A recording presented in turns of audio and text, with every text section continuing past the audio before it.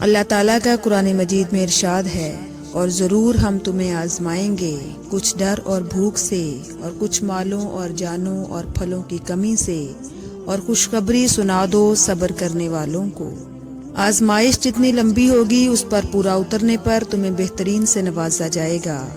جانتے ہو تم اللہ کو بہت محبوب ہو، کیونکہ تم نے آزمائش کو ہنس کر گزارا ہے، کیونکہ تم نے صبر کا دامن نہیں چھوڑا، تم نے اپنے یقین کو کمزور نہیں ہونے دیا، کیونکہ تمہیں یقین تھا دعاؤں کی قبولیت کا، اور تمہیں یقین ہے معجزے ہوتے ہیں۔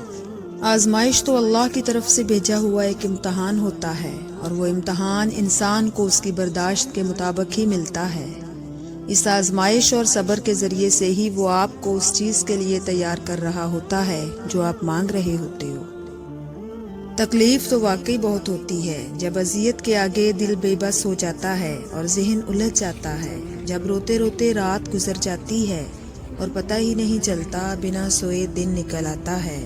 تکلیف تو واقعی بہت ہوتی ہے، مگر یہ مت بھولنا، یہ ایک امتحان ہے، ایک آزمائش ہے، اللہ کی طرف سے، صرف وقتی ہے۔ اس دنیا میں اور جن سے وہ محبت کرتا ہے تکلیف اور آزمائش انہی کو دیتا ہے، اور جو لوگ اس آزمائش میں ثابت قدم رہتے ہیں وہی تو اس کے محبوب بندے ہیں۔ گھبراؤ نہیں، یہ مشکل وقت بھی گزر جائے گا۔ تم یقین رکھو گے نا اللہ پر، تو اللہ تمہارے لیے کافی ہو جائے گا۔ نظر انداز کر دو وہ سارے وسوسے جو تمہارے دل کو بے چین کرتے ہیں۔ تم مدد مانگو صرف اللہ سے، پھر دیکھو کیسے تمہاری سب مشکلات کا حل نکل آئے گا۔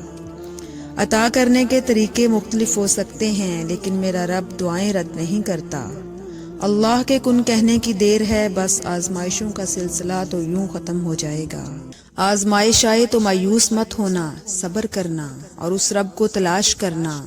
وہ رب تمہارے انتظار میں ہے، پکار لو اسے، منا لو اسے۔ اگر یہ وقت آزمائش کا ہے تو اگلا وقت معجزوں کا ہوگا انشاءاللہ۔ حضرت سعد رضی اللہ تعالیٰ عنہ فرماتے ہیں کہ میں نے رسول اللہ صلی اللہ علیہ وآلہ وسلم سے دریافت کیا، یا رسول اللہ، سب سے زیادہ آزمائش میں کن لوگوں کو ڈالا جاتا ہے؟